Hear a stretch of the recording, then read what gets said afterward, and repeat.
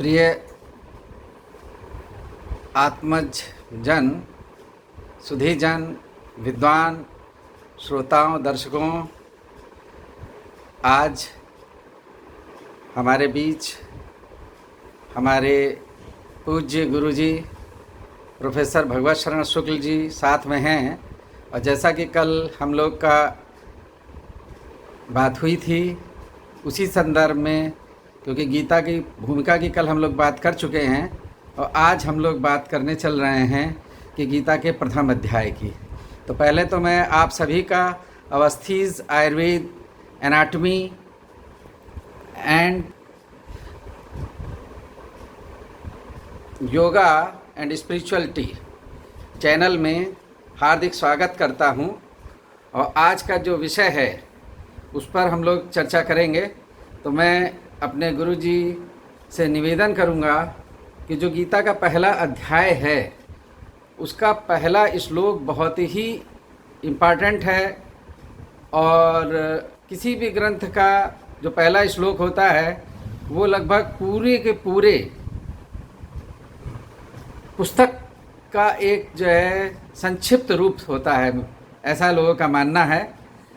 तो उसकी धर्म क्षेत्र कुरुक्षेत्र, तो उसकी व्याख्या अपने शब्दों में अपने जो उन्होंने अपने जीवन काल में समझा है और जो भगवान कृष्ण ने और अर्जुन का संवाद है उसकी व्याख्या करेंगे पूज्य गुरुजी प्रोफेसर भगवत शरण शुक्ला जी।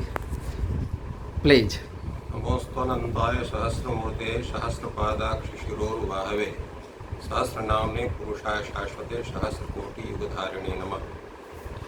आदरणीय सभी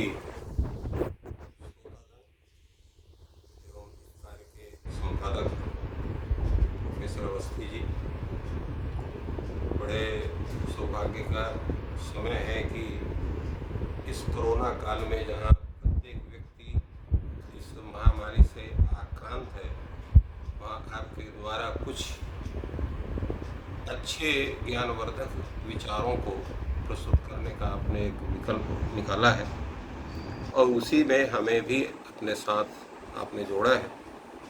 हम लोग गीता के प्रथम अध्याय के प्रथम पद्य पर चर्चा करते हैं।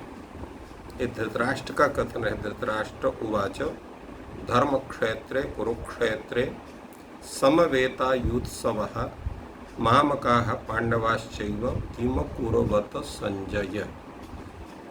सामान्य इसका अर्थ यही है कि धर्म क्षेत्र कुरुक्षेत्र में युद्ध की इच्छा से जो इकट्ठे हुए हमारे परिजन और हमारे अनुज पांडु के पुत्रों ने वहाँ पर क्या कार्य किया, कौन कौन सी उनकी गतिविधियाँ वहाँ चल रही हैं, ऐसा उन्होंने संजय से पूछा। अब ये इस जैसा अभी आपने आपके सामने रखा कि प्रथम श्लोक ही संपूर्ण उस ग्रंथ के प्रक्रिया को, उसके मूल स्वरूप को स्थापित करता है।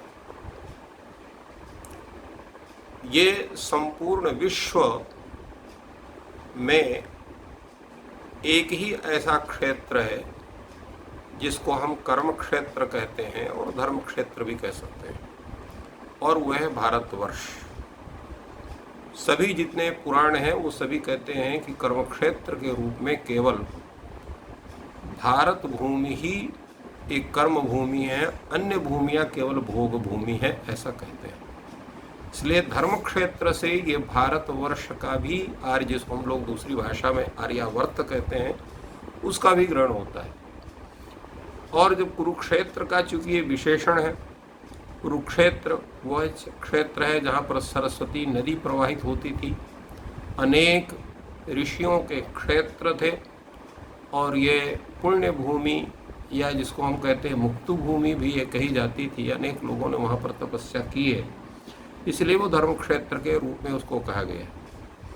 दूसरे क्या है कि हमारा जो ये पूरा जीवन है, ये हमारे जो कर्तव्य कर्म है, अगर उसको हम करते हैं तो ये कर्म क्षेत्र के रूप में हमारा शरीर ही ये धर्म क्षेत्र होता है। और साथ साथ अगर कर्तव्य कर्मों के करने से कर्तव्यों के कर्मों के या अन्य झंझावातों का जो स्वरूप उपस्थित होता है, जिसमें कि वो कर्म विकर्म अकर्म सभी उपस्थित रहते हैं, वो कुरुक्षेत्र के स्वरूप में होता है। जब कुरुक्षेत्र को जब हम एक सामान्य कर्मों की भूमि बना लेते हैं, तो सबसे पहले हमारे मस्तिष्क में जो उपस्थित होता है वो हमारे से संबद्ध वस्तुएं उपस्थित होती हैं, अर्थात उनके प्रति हमारी प्रीति अधिक होती है। इसलिए धृतराष्ट्र ने पहले मामका शब्द को उत्पन्न किया। ये मामक शब्द ही मोह का मूल है, और गीता का जो मुख्य स्वरूप है, जिसके कारण गीता को गीता बनना पड़ा, उसका मूल कारण मोह है। तो ये मामका शब्द जो है ये मोह को बताता है। और दूसरे क्या है? विद्वेष, अपने लोगों के प्रति मोह होना और पर के प्रति विद्वेष होना। तो ये पूर्व अपर और मेरा और तेरा, ये शब्द जब आता है तब हमारी जो दृष्टि है वो सामान्य दृष्टि न हो करके वो कुत्सित दृष्टि बनती है, और इसीलिए हम अपने कर्तव्य कर्मों के प्रति सजग नहीं हो पाते हैं। इसीलिए ये जो धृतराष्ट्र है ये भी एक मोह का एक स्वरूप है, जिसके कारण उसको ये दुर्योधन जैसे पुत्र उसको उत्पन्न हुए। तो मोह के स्वरूप को होने कारण पहले वो मामका कहता है, और चूंकि उसकी पर बुद्धि है, अपनों में भी पर बुद्धि होना। पांडव जो है वो कोई उससे पृथक नहीं, उसके छोटे भाई के पुत्र आदि हैं, फिर भी उनके प्रति उसकी जो बुद्धि हो रही है वो पर बुद्धि हो रही है, इसलिए पांडवा कहा, उनको मामका नहीं कहा। और फिर उसकी इच्छा ये है कि हम अपने को सबसे ज़्यादा जबरदस्त समझते हैं। हम ये समझते हैं कि हमारे सामने दुनिया का कोई व्यक्ति नहीं है, हम जो चाहे सो कर सकते हैं, हमारी जो लोग हैं वो बहुत श्रेष्ठ है, और दूसरे को हम छोटा समझते हैं। यही भेद बुद्धि का जो स्वरूप है। भेद बुद्धि आने पर ही मोह होता है। अगर हम ये भेद बुद्धि न करें, सब में जो है उस परमात्मा के स्वरूप का दर्शन करें, तो उनको भेद बुद्धि नहीं होती है। निज प्रभु मह देखहि जगत कहीं सन करहि विरोध। तो ये सज्जनों की दृष्टि होती है।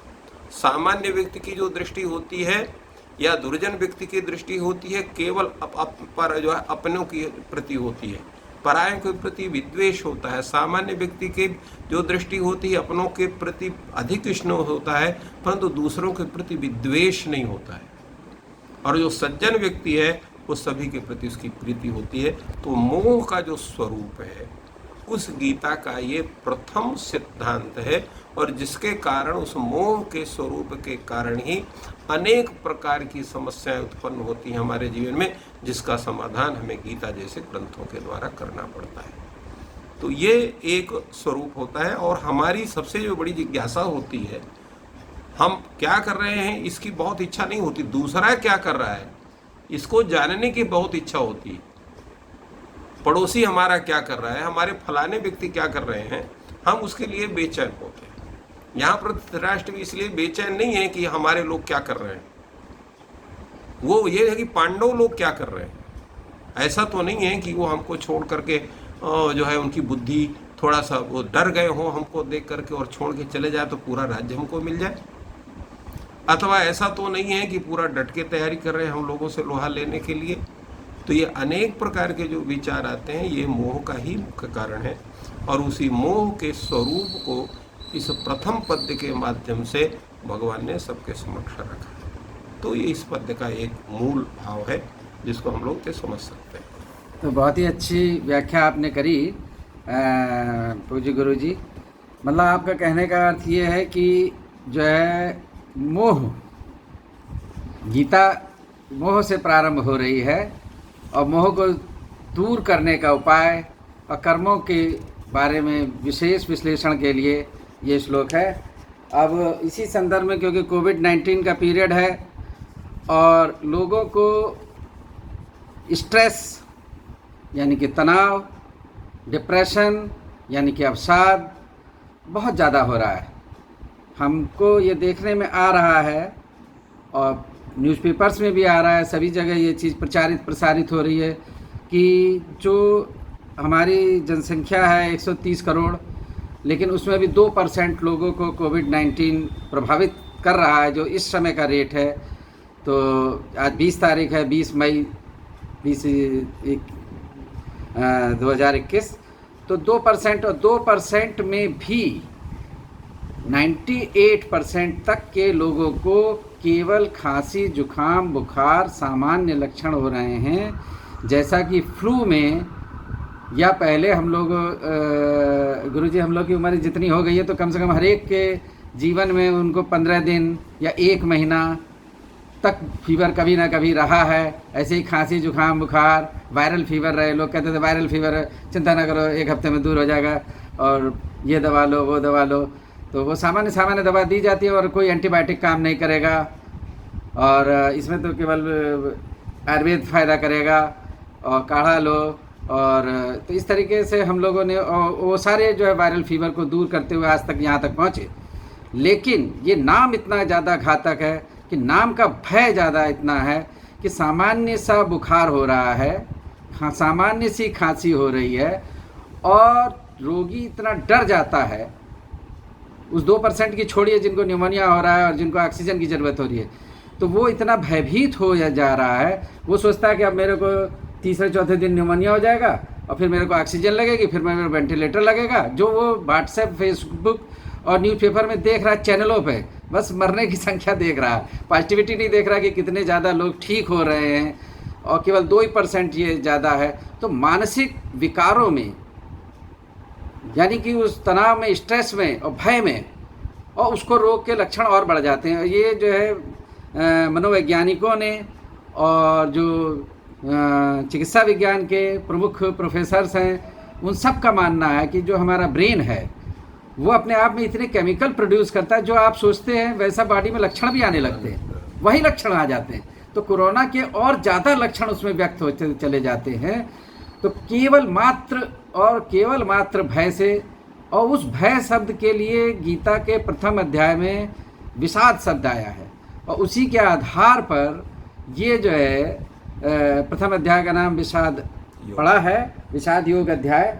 तो मैं गुरुजी से विशेष निवेदन करना चाहूँगा कि जो है संस्कृत, अध्यात्म और विज्ञान, इन तीनों की दृष्टि में ये विषाद कहते किसे हैं, विषाद जो है का विश्लेषण करें और उसके परिभाषित करें, उनकी व्याख्या करें, जिससे लोग उसको समझें कि विषाद क्या है। तो मैं अपने गुरुजी प्रोफेसर भगवत शरण शुक्ल जी से निवेदन कर रहा हूँ कि कृपया वो इस प्रश्न का समाधान करें कि विषाद कहते किसे हैं। विषाद का जो मुख्य है विशेषण साधा, माने विशेष करके मस्तिष्क में अनेक प्रकार के विपरीत स्वरूप का बोध होना। जैसे हमारा सामान्य स्वरूप, हम अत्यंत प्रसन्न रहते हैं क्योंकि आत्मा का जो मुख्य स्वरूप है वो आनंद है। आनंदम ब्रह्म व्यजानीयात, आनंद स्वरूप है, परमानंद स्वरूप ब्रह्म का होता है और आनंद स्वरूप जो है वो आत्मा का है। प्रत्येक आत्मा आनंद है, इसलिए आप प्रत्येक वस्तुओं में सुख ढूंढते हैं, आनंद ढूंढते हैं, चाहे वो भोज्य पदार्थ हो, चाहे आपके वस्त्र हो, चाहे अलंकरण हो या व्यक्ति हो। कोई व्यक्ति आपसे मीठा बोलता है तो आप प्रसन्न होते हैं, अगर आपको कटु बोलता है तो आप अप्रसन्न होते हैं। तो आत्मा का जो स्वरूप है वो प्रसाद है, विषाद नहीं। विषाद उसका विपरीत स्वरूप है। विषाद कहाँ से आता है? विषाद आता है कि हमारी अज्ञानता से और मोह से। इसलिए कहा जाता है मोह सकल व्याधिन कर मूला। मोह जो है संपूर्ण व्याधियों का मूल है।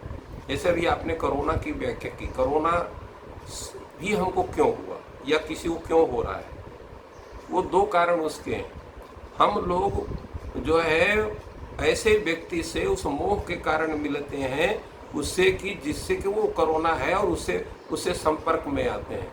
डॉक्टर सब चिल्ला रहे हैं और जो जितने भी एजेंसियां हैं वो सब बतला रही हैं कि हमेशा आप लोग दूर रहिए और अपने को हर तरह से सावधान रखिए, किंतु मोह हमको सावधान नहीं रहने देता।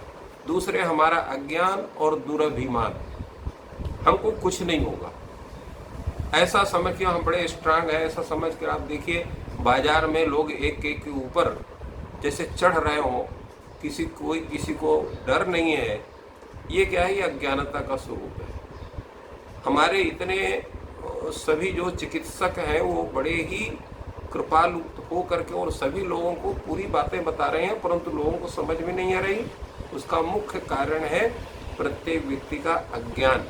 अज्ञान उसको कहते हैं कि जो व्यक्ति किसी अपने सुयोग्य और विशेषज्ञ के द्वारा कथित वार्ता को भी स्वीकार न करे, वो अज्ञानी है। अज्ञानी उसी को कहते हैं। और जो ऐसा व्यक्ति है जो जिज्ञासु भाव से किसी भी चीज को समझता है, जानता है, जानना चाहता है, उसका पालन करता है, वो अज्ञानी नहीं है, मूर्ख नहीं है। वो उस विषय का केवल ज्ञान तब तक नहीं है जब तक वो विषय उसके समक्ष उपस्थित नहीं होता है। यहाँ अर्जुन के लिए भी ऐसा हुआ। अर्जुन ने जो भी अध्ययन किया सब कुछ जो है बहुत बड़ा पंडित था, ज्ञानी था, किंतु वो अपने सभी संबंधियों को देख करके उसके अंदर ये मोह हुआ कि मैं ही सब कुछ कर सकता हूँ, मैं ही है, अब मैं अगर इसको युद्ध को नहीं करूँगा तो युद्ध टल सकता है, इसलिए मुझे युद्ध नहीं करना चाहिए। क्यों युद्ध नहीं करना चाहिए? क्योंकि इन लोगों के मारने से हमें क्या लाभ है। तात्पर्य है कि कर्तव्य कर्म के प्रति चाहे आप जिस रूप में विमुख हो, आप विषाद से ग्रस्त होंगे। तो आपने बहुत अच्छा विश्लेषण किया कि विषाद किसे कहते हैं। मतलब मोह के कारण विशिष्ट साध होना। एक लाइन में अगर हम रिमार्क दें तो आपने ये बता दिया कि विशिष्ट साध है, एक विशिष्ट दुख है, और वो उसका मूल कारण है मोह। और मोह के कारण ही हम किसी चीज़ को प्राप्त करने के लिए, क्योंकि हम में वैराग्य नहीं है तो हम बाज़ार में कोई चीज़ खरीदने चले जाते हैं या भीड़ भाड़ में चले जाते हैं। तो ये जो चीज़ें हम कर रहे हैं तो उसका मूल कारण आध्यात्मिक दृष्टि से मोह आ रहा है। तो अब इसी क्रम में मैं चाहूँगा कि आप ये बताएं कि विषाद के मूल कारण क्या हैं। एक तो मोह बताया आपने जी, और भी कुछ आप प्रकाश डालेंगे? मोह होने से होता क्या है?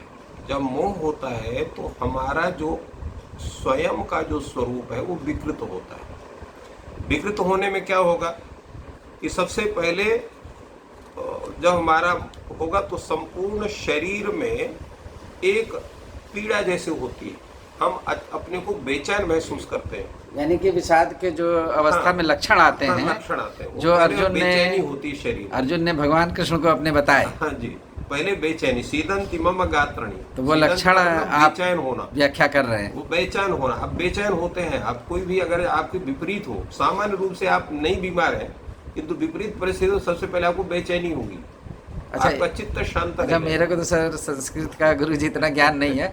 सिद्धंती मतलब दंत शब्द आया तो मैं तो इसका ये एक अर्थ निकालना मतलब समझ रहा था कि मतलब जैसे दांत किटकिटाते हैं या वो क्या ऐसा अर्थ होता है या नहीं होता है? सिद्धंत का मतलब होता है कि आपके शरीर में, आपके मस्तिष्क में बेचैनी बढ़ती है। अच्छा, मन एवं मनुष्य एंजाइटी एक टाइप की। पहले आपका मन खराब होगा। हाँ, जब तक आपका मन ठीक है आपके शरीर को कोई चोट नहीं पहुंचा सकता है, चाहे वो रोग हो चाहे कोई भी हो। सबसे पहले आपका मस्तिष्क का गड़बड़ होगा, फर्स्ट स्टेज वैसे, और इसके बाद शरीर में आपको बेचैनी बढ़ेगी। मस्तिष्क गड़बड़ हुआ, मस्तिष्क गड़बड़ होने से आपको बेचैनी होगी, वो चाहे रोग हो चाहे शत्रु तो एक बार मेरी प्रार्थना ये है कि ये जो श्लोक है उसका उच्चारण कर दें जिससे सुधी जनों को उस श्लोक का ज्ञान हो जाए। जी, सीदंति मम गात्राणि मुखम च परिशुष्यति वेवथुश्च शरीरम में रोमहर्षश्च जायते। ये पूरे प्रत्येक रोग के लक्षण में इस चीज को आप कर सकते हैं। मानसिक रोग में कर सकते हैं, शारीरिक रोग में कर सकते हैं, ये कोरोना काल में भी आप कर सकते हैं। तो सबसे देखिए, कोरोना किसी को होता सबसे पहले क्या होता है, पूरे शरीर में हल्का हल्का दर्द महसूस होता है, फर्स्ट स्टेज। इसके क्या होता है, गला सूखने लगता है, हल्की हल्की खांसी जैसे महसूस होती है। तो देखिए इसमें सीदंति मम गात्राणि मुखम च परिशुष्यति, इसके क्या होता है, शरीर में कपकपी छूटती है क्योंकि ठंडी लगती है, ठंडी के बाद कपकपी आती है, गला सूखता है और शरीर के जो रोए हैं वो खड़े हो जाते हैं। अब ये चीज़ आप देखिए, हर चीज़ आपको घटेगा। कोई भी सामान्य बुखार होगा तो उसमें भी ये चीज़ सिस्टम घटेगा। आपका मानसिक रोग होगा, आपको तनाव होगा तो भी ये चीज़ें होंगी। आप जब बहुत अत्यंत क्रोधित होते हैं तो शरीर में कपकपी बनती है आप कांपने लगते हैं, कुछ लोग थरथराने लगते हैं, बहुत सी स्थिति होती है। अब वो शारीरिक स्थिति है, कोई बहुत मजबूत व्यक्ति है तो उसमें कम लक्षण दिखाई पड़ते हैं, सामान्य व्यक्ति में कुछ अधिक, और जो बहुत कमजोर है उसको अधिक लक्षण दिखाई पड़ते हैं। तो ये व्यक्ति के स्वरूप के स्थिति पर लक्षणों का छोटा होना, बड़ा होना, अत्यधिक होना, ये होता है। तो ये चीज़ें देखी जाती हैं। और इसलिए अब इसमें सबसे मुख्य कारण यह है, जैसे अभी आपने बतलाया कि व्यक्ति डर पहले जाता है। अगर डरने की अपेक्षा ये मान ले कि हम इससे अगर हुआ भी है तो इसका हम सामना करेंगे, जो चिकित्सक हैं उनसे हम परामर्श करेंगे, परामर्श करके जो उनके द्वारा बताए गए दवा है या दैनिक क्रियाएं उनका हम पालन करेंगे तो वो तुरंत ठीक हो सकता है।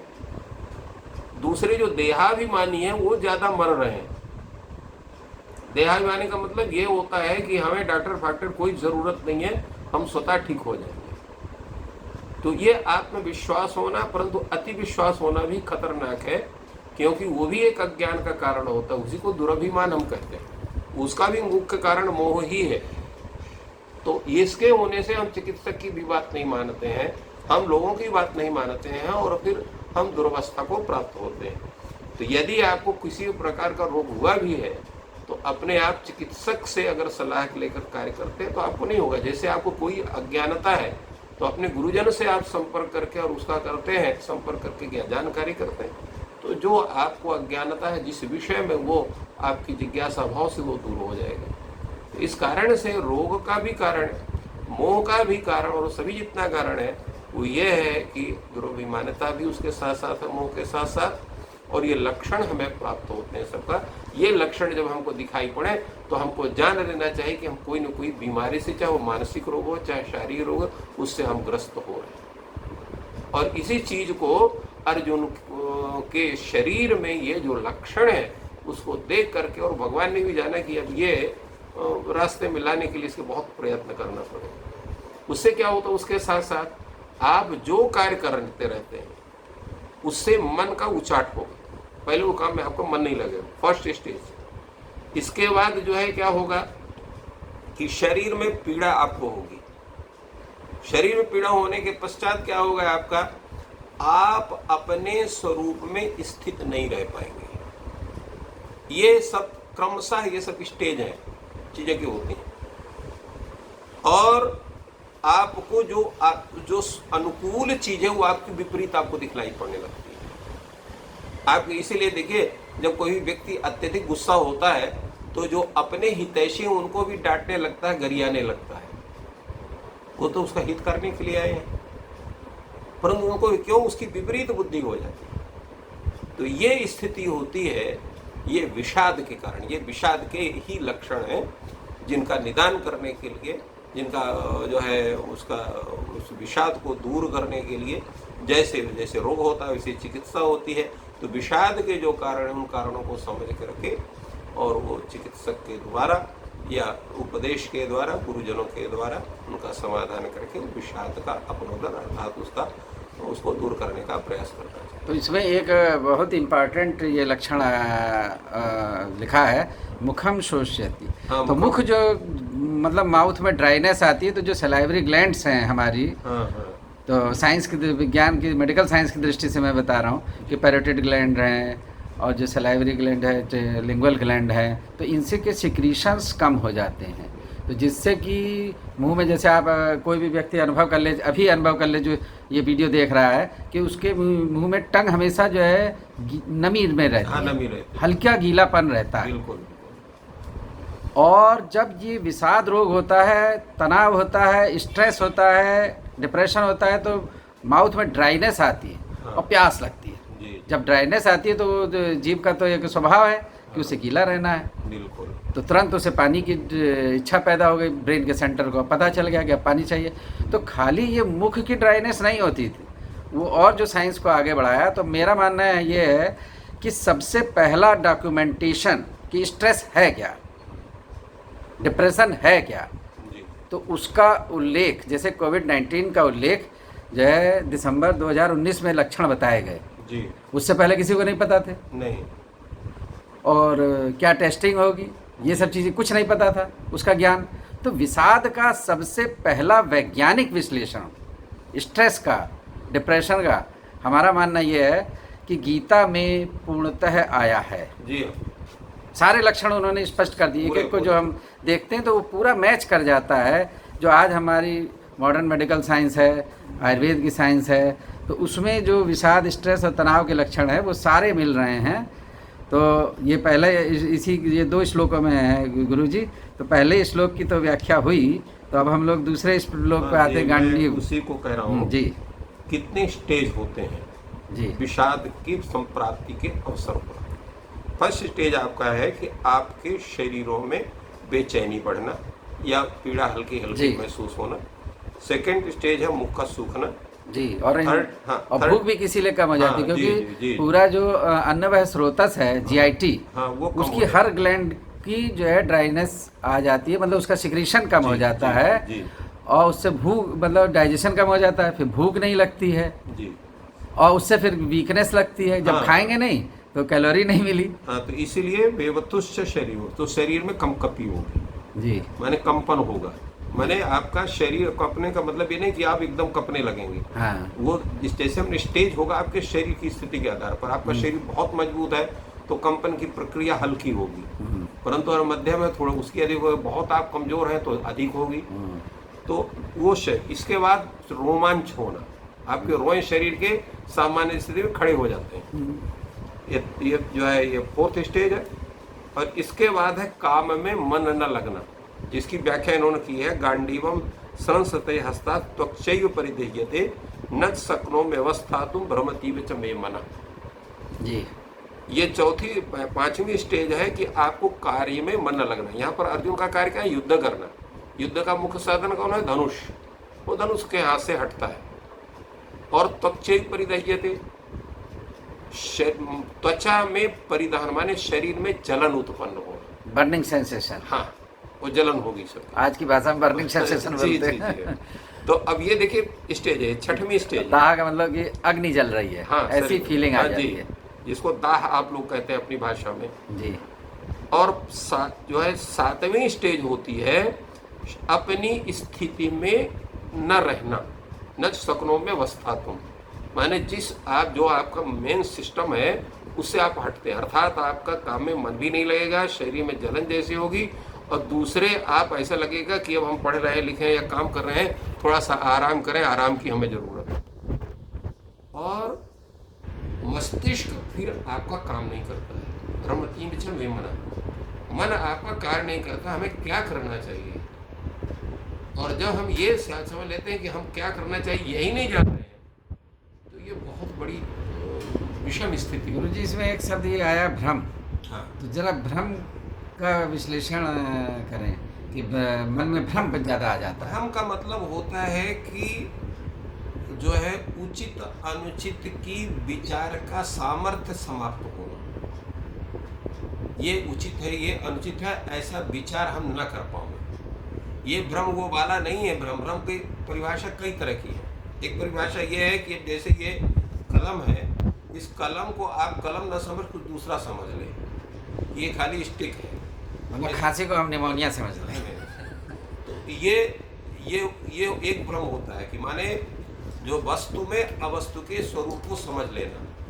जैसे हमने बताया कलम को आप खाली स्टिक समझ ले, खाली एक जो है सलाई समझ लीजिए, तो ये कलम नहीं है, सलाई है, ऐसा समझना ये सामान्य भ्रम है। परंतु यहाँ का जो भ्रम का शब्द का अर्थ है कि भ्रम का मतलब यह है कि उचित अनुचित विचार जो सामर्थ्य है उसका अत्यल्प हो जाना, यह समाप्त होना। मतलब confusing stage of the brain, brain, जी हाँ, जी हाँ, कंफ्यूज हो जाता है वो, कंफ्यूज हो जाता है। तो वो निर्णय करने की क्षमता भी उसकी नहीं होती है उसको। खत्म से होने लगती है। हाँ, और गलत निर्णय करने लगता है। वो कुछ समझने लायक नहीं है। वो ऐसे वो लगेगा कि जो उसके विपरीत होगा वही कहा जी है। जैसे उसमें आपने देखा कि जो आपका रोगी होता है वो ऐसे ही आपको खाने की मांग करता है जो उसको और रोग को बढ़ावे। जी वो उसमें रामायण में भी आया हुआ है कि जब वो व्यथित होता है रोग से, तो जो रोगी है तो वो अपथ्य को मांगता है। उपथ मांग में रोगी वैद्य ने दे सुनो मुनि जोगी जी। तो जो रोगी है वो कुपथ मांगता है, परंतु वैद्य जो है उसको कुपथ नहीं देता, सुपथ देता है उसको। जी तो ये स्थिति होती है वो भ्रमति विचय मना ये है। और इसके बाद अगला जो स्वरूप उसका होता है और होता है जी। उसको सब जितनी चीजें हैं अपने से विपरीत दिखलाई पड़ती हैं। जैसे अभी हमने पूर्व में कहा था कि संबंधित उसको शत्रु जैसे लगने लगते हैं। विपरीतानि च पश्यामि निमित्तानि च पश्यामि विपरीतानि केशव न श्रेयोनुपश्यामि हत्वा स्वजनमाहवे। तात्पर्य यह है कि उसको जो है जितने उसके जो है उसके अपने कार्यों को अच्छे करने वाले जितने भी निमित्त हैं उसको विपरीत लगने लगते हैं। और जब विपरीत लगने लगते हैं तो अपने करणीय कर्म के विषय में कर्तव्य के विषय में वो पूर्ण रूप से जो है उसका मस्तिष्क हट जाता है, वो काम को नहीं कर सकता। जी। तो ये रोग के लक्षण पूरे हैं जिसको आप आयुर्वेद के सिद्धांत से आधार पर और या कोई भी जो भी पैथी उसके आधार पर इन लक्षणों को किसी के ऊपर लागू कर सकते हैं। ये मानस रोग में भी लागू होते हैं, शारीरिक रोग में भी लागू होते हैं और ये जो महामारी का जो स्वरूप है उसमें भी ये लागू होते हैं। जी। और इनका एक ही है कि इनको आपको जो है अगर आपको शारीरिक रोग है तो आप जो वैद्य है, डॉक्टर है, चिकित्सक है, उनकी बातों का आप सम्मान करें। और आपको मानसिक रोग है तो जो विशेषज्ञ हैं, गुरुजन हैं, उनके बातों का सम्मान करें। सम्मान का मतलब होता है उनके कथन का पूर्ण रूप से परिपालन करना, अक्षरशः पूर्ण विश्वास करके। क्योंकि अगर विश्वास नहीं करेंगे आप काम नहीं कर सकते हैं। तो आपको विश्वास करना ही पड़ेगा और ये मान करके ऐसा करने से हमारा पूरा हित होगा। यही मुख्य बात को इस अध्याय में अर्जुन के द्वारा व्यास जी ने सभी को बताया कि कैसे ये मोह आपको होता है, विषाद का मुख्य कारण क्या होते हैं, विषाद होने पर कौन सी हमारे कारण हमारे शरीर में मन में दिखाई पड़ते हैं और उसका जो है कुफल क्या होता है। कुफल होता है स्वकार्य साधना भाव, माने अपने कार्य करने की सामर्थ्य का समाप्त होना। आप कार्य वाले आप जो है अपने कार्य के प्रति आप करने लायक नहीं रहते। मतलब ये विद्यार्थी है तो वो उसका पढ़ने में मन नहीं करेगा और वो जो है पढ़ाई से हटेगा। वो आप देखें कितने लड़के बहुत अच्छे लड़के रहते हैं और इसी किसी न किसी कारण प्राप्त विषाद से ही पढ़ाई से न्यू होकर के फिर पुनः उनको लौट करके दूसरे कार्य में देखा जाता है या गलत कार्यों में देखा जाता है या आप सीधे पढ़ाई छोड़ करके ही अपने गांव वगैरह चले जाते हैं और दूसरे कार्यों में लगे जाते हैं। इसका सबसे मुख्य कारण यही है। जी। तो मुख्य रूप से ये है कि ये जो मानसिक कोविड-19 की वजह से जो मानसिक व्याधियाँ आ रही हैं और शारीरिक लक्षण भी हैं, मानसिक और शारीरिक लक्षण दोनों ही यहाँ पर कवर हो गए हैं विषाद रोग में। क्योंकि परिदहित है तो मतलब उसमें दाह से जो आयुर्वेद में पित्त का जैसे वर्णन है तो दाह से ज्वर का भी आता है। यहाँ आया तो ज्वर हो गया और ज्वर हो गया तो टेम्परेचर उसको हम अंग्रेजी में कहते हैं टेम्परेचर 98.4 से 99 हो रहा है, 100 हो रहा है, किसी को 101 तक हो रहा है। इससे ज़्यादा लोगों को सामान्यता नहीं हो रहा है जो इस टाइम ऑब्जर्वेशन में आ रहा है। और उस भय के कारण मैं नाम नहीं लूँगा यहाँ पर और अपने एक जो है रिश्तेदार हैं है ना, तो फीवर नहीं ज़्यादा है लेकिन भय के कारण हाथ पैर में जलन लग रही है, बर्निंग लग रही है। क्योंकि वो ये लगता है कि और ज़्यादा बुखार बढ़ जाएगा और कहीं मेरे को हॉस्पिटल में भर्ती ना होना पड़े और मेरे को न्यूमोनिया ना हो जाए, हल्की सी खांसी है तो उसका एक भय है। और उस भय से ब्रेन में हार्मोनल डिसबैलेंस हो रहा है और वो हार्मोनल जो डिसबैलेंस हो रहा है सिम्पैथेटिक एक्टिविटीज़ बढ़ रही हैं और उसे पिंगला नाड़ी भी कहते हैं हमारे यहाँ, कि जो उसके कारण जो है ये फीवर हो रहा है, मानसिक तनाव हो रहा है, हाथ पैर में जलन से फील होने लगती है कि हाथ पैर में जलन भी हो रही है और अनेक लक्षण लगने लगते हैं। जो मन का भ्रम आपने बताया ना, मन भ्रमित हो गया तो उसको कभी कोई लक्षण लगता है कभी कोई लक्षण लगता है, तो अनेक लक्षण प्रकट होने लगते हैं भ्रम के कारण, क्योंकि उसका मानसिक भ्रम हो गया है कि वो कि चेटी ने काट लिया या खुजली हो रही है। क्योंकि ये मानसिक के कारण स्किन डिसीजेज भी देखी जा रही कि है। जितने रोग हैं वो सबसे पहले आपके मस्तिष्क को ही प्रभावित करते हैं। जी। मनोरोग ही नहीं, शारीरिक रोग भी, मनोरोग भी। और ये संपूर्ण विश्व की जो समस्याएं हैं, चाहे पारिवारिक समस्या हो, चाहे सामाजिक समस्या हो, चाहे देश की समस्या हो, जिस समस्या से भी आप उसका चिंतन करेंगे, क्योंकि मस्तिष्क आपका जो है ये फालतू चिंतन के लिए नहीं है, जी। ये भगवत चिंतन के लिए है। तो आज जो मुख्य हम लोग की चर्चा चली, जी। तो पहली तो हम लोगों ने इस बिंदु को स्पर्श किया कि जो पहला श्लोक है वो मूल रूप से क्यों है, क्योंकि हमको मोह होता है और मोह के ही चिकित्सा, मोह के कारण ही विषाद हुआ, और उसी की पूरी चिकित्सा पूरी गीता में लिखी है कि कैसे कर्म करना है, कर्म की सारे प्रकार उनकी बातें हुई हैं। तो उसी की यहाँ पे भूमिका हुई। और विषाद, कोविड-19 के जो लक्षण हैं और खास करके शारीरिक और मानसिक जो प्रारंभिक हैं उनका विचार होगा, उनका विचार हो गया, वो सारे इसमें विषाद में आ रहे हैं कि भाई बुखार हो रहा है, हाथ में जलन हो रही है, मुख सूख रहा है और पूरे जीआईटी की ग्लैंड्स का सिक्रीशन कम हो गया है, तो डाइजेशन डिस्टर्ब हो गया है, और उससे कभी कभी आजकल दस्त भी हो रहे हैं, अतिसार हो रहा है, और उसमें जो डाइजेशन ठीक नहीं हो रहा, तो इसलिए मॉडर्न में जो अलग अलग वो आ रहे हैं जो प्रोटोकॉल दी जा रही है, तो स्पोरलेक एक टैबलेट देने का आधुनिक चिकित्सकों ने किया है, जिसमें कि लैक्टोबैसिलस होता है और उससे जो है डाइजेशन को ठीक होना है। तो एक सहायक चीज़ दी कि वो, क्योंकि कोई एंटीबायोटिक या वो चीज़ें इस पर कोई रोल नहीं कर पा रही हैं। जी जी जी। तो और भी जो है दवाइयाँ अभी खोजी जा रही हैं और आ गई हैं काफ़ी कुछ। और मानसिक तनाव ज़्यादा है, सबसे ज़्यादा मानसिक तनाव है, और भय को दूर करने के लिए पूरी जगह प्रचारित प्रसारित हो रहा है। पूरी हमारी भारत सरकार और जो हमारा चिकित्सा का विभाग है, आयुष तंत्र है, और तो वो इसी में लगा है कि लोग भयभीत ना हों, क्योंकि जो निमोनिया हो रहा है, ऑक्सीजन लग रही है, वो बहुत कम परसेंटेज के लोग हैं।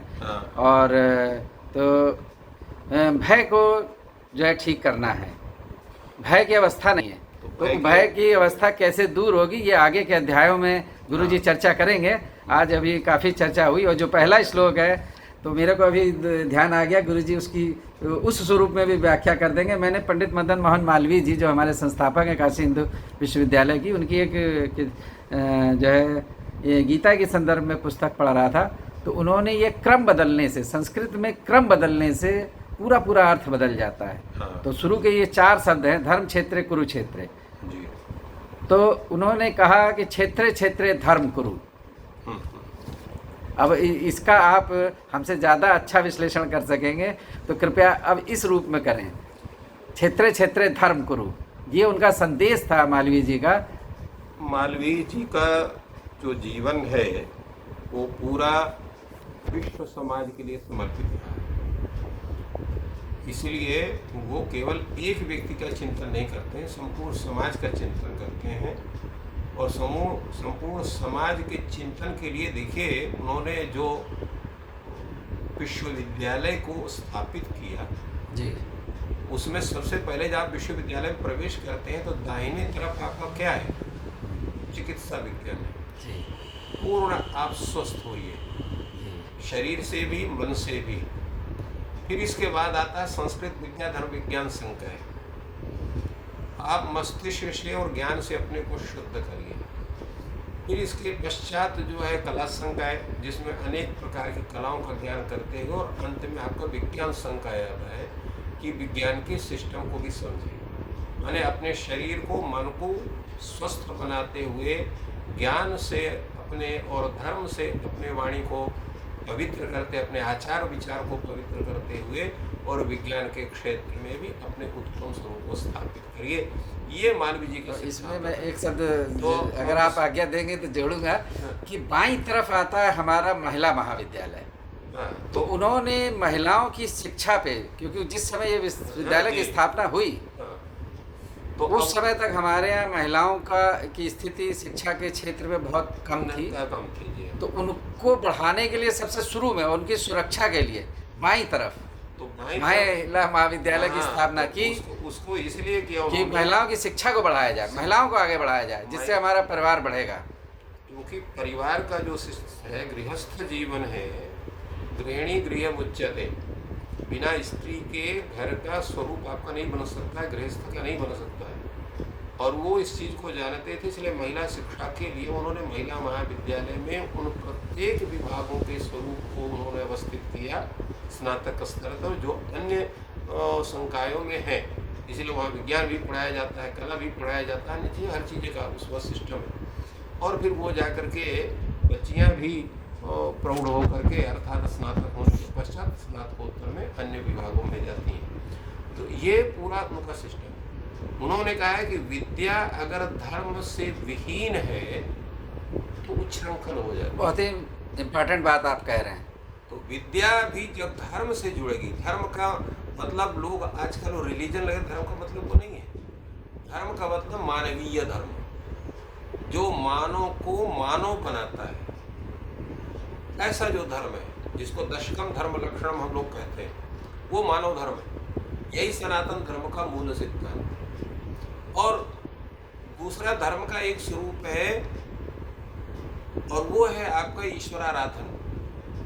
क्योंकि जब तक आप सर्व में, सभी लोगों में उस ईश्वर में दृष्टि नहीं होगी, आप सबके साथ स्नेह नहीं कर सकते। इसीलिए गीत उसमें रामायण में आया कि निज प्रभु में देखें जगत कहीं सन करें विरोध। तो धर्म शब्द का अर्थ, धर्म साक्षात ईश्वर स्वरूप है, इसलिए ईश्वर के प्रति परम श्रद्धा होना। दूसरे अपने हमारे जो कर्तव्य कर्म हैं, उन कर्मों के प्रति पूर्ण रूप से सजग होना, ये आपके विद्या पढ़ने का प्रथम आपका मार्ग है। इसलिए वो कहते थे कि क्षेत्रे क्षेत्रे धर्म कुरु, धर्मम कुरु, उन्होंने इसकी व्याख्या की। और युद्ध सभा, क्योंकि ये संपूर्ण संसार ये भी एक युद्ध स्थल है। उस युद्ध स्थल में हम लोग कर्म रूप करने के लिए यहाँ उत्पन्न हुए हैं। तो हम सब लोग युद्धस्व हैं, और यहाँ इसमें हम लोगों का जन्म हुआ है, इसलिए हम समवेत हैं। तो हमको ये जानना है कि फला क्या कर रहा है, हमारे लोग क्या कर रहे हैं, और इसके बाद जो कौन सा मार्ग हमारे लिए उचित है, पहले उसका हम स्वयं बोध करने का प्रयास करें। नहीं कर सकते हैं तो अपने गुरुजनों से, अपने श्रेष्ठ जनों से उसके विषय में जानें, समझें, और फिर उस मार्ग को अपना करके हम चलें। तो ये एक व्याख्या, एक जैसा आपने जिज्ञासा की, तो एक व्याख्या इसकी ये भी इस श्लोक की। बहुत ही सुंदर और ज्ञानप्रद आपका प्रवचन रहा। हम लोग आपके ज्ञान से की वर्षा से संचित हुए और पोषण हुआ। और क्षेत्रे क्षेत्रे धर्म कुरु, एक अंतिम लाइन, मतलब कि जगह जगह पर धर्म के कार्य करें, और धर्म की स्थापना करें, अच्छे कार्य करें जी। और समाज के लिए, पर जो समाज का सभी वर्ग हैं, सभी के हित के लिए काम करें। हाँ, सभी के हित के लिए, और निष्काम भाव से करें। निष्काम भाव वो है जिसमें हम अपने लिए नहीं कर रहे हैं, और जिससे हमें लाभ नहीं मिलना, सबके लिए काम कर रहे हैं। तो उस भाव से हम जो है जगह जगह पे धर्म करें। यही से मेरा तो मानना है, बाकी तो गुरु जी बताएंगे, क्योंकि वो हमसे वरिष्ठ भी हैं और ज्ञान वृद्ध हैं, आयु में वृद्ध हैं। हमारे सनातन धर्म का जो मूल सिद्धांत है, वो केवल, यहाँ कोई ये नहीं कहता भारतवर्ष की जय हो, या उत्तर प्रदेश की जय हो, या मध्य प्रदेश की जय हो, या राजस्थान की जय हो। यहाँ कहता है विश्व का कल्याण हो, विश्व की कल्याण की कामना होती। सर्वे भवन्तु सुखिनः, सर्वे सन्तु निरामया, सर्वे भद्राणि पश्यन्तु मा कश्चित् दुःख भाग् भवेत्। तो सर्व शब्द के अंदर संपूर्ण विश्व समा जा गया। इसमें किसी वर्ग विशेष का, धर्म विशेष का, या व्यक्ति विशेष का कहीं उल्लेख नहीं है। तो ये जो धारणा है, ये केवल सनातन का मतलब ही होता है कि मूल मानवीय मूल्य। इसलिए हमारे महामना मालवीय जी जो है, वो मानवीय मूल्यों पर हमेशा चिंतित रहते थे। इसलिए उनका महामना, महत्मनः, ये यस्य सः महामना, जिसका मन विशाल हो, जो संपूर्ण विश्व को अपने मस्तिष्क में समेटने का प्रयास करता हो, वो महामना हो सकता है। तो ये महामना का प्रयास है। इसलिए उन्होंने इसकी एक दूसरी व्याख्या भी की जिसका उल्लेख अभी आपने किया।